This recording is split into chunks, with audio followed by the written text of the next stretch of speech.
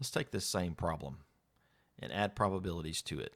And when you do that, what you're solving for is the expected value for each country or each decision that you're trying to evaluate.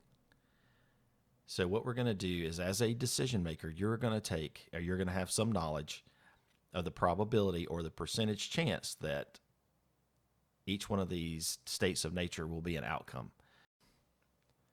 Okay, so let's apply our probability of occurrence to decline, 0.3, the same, 0.4, and 0.3 to improve.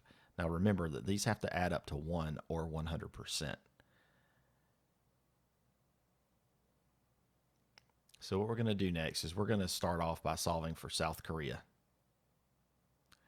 And what we'll do is we'll take the 21.7 million and multiply that times the 0.3. Then we'll add in the 19.1 million multiplied times 0.4.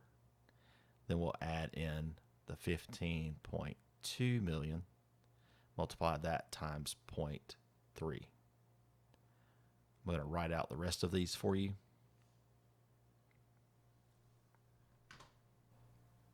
Okay, once we have all these written out, what we're going to do is we're going to go ahead and do the math. So let's go across and do the math for South Korea.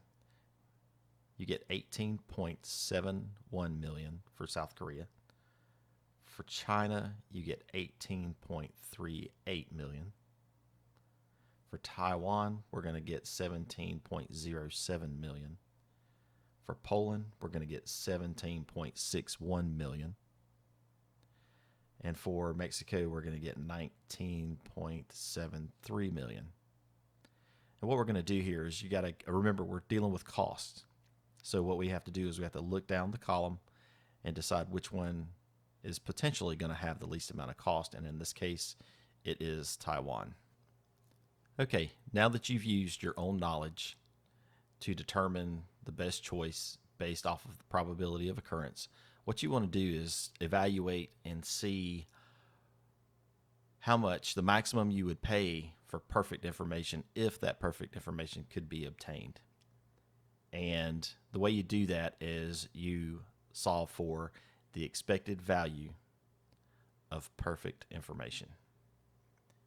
So what you're doing here is you're going to take the best condition under each state of nature. So what we'll do is we'll go down the list and we'll look for under decline.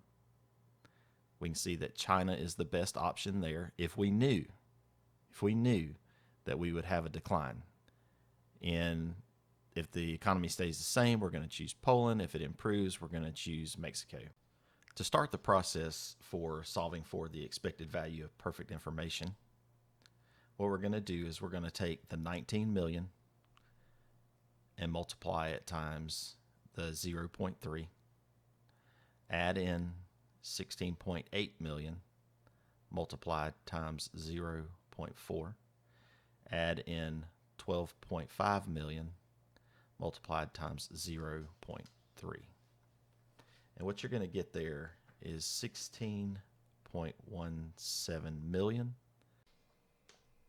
To finish this calculation, we're going to take the 16.17 million and we're going to subtract out the 17.07 million that we got in our previous expected value calculations. And what this is actually going to give you is it's going to give you the cost savings, in this case the cost savings between using your information as a decision maker and purchasing perfect information.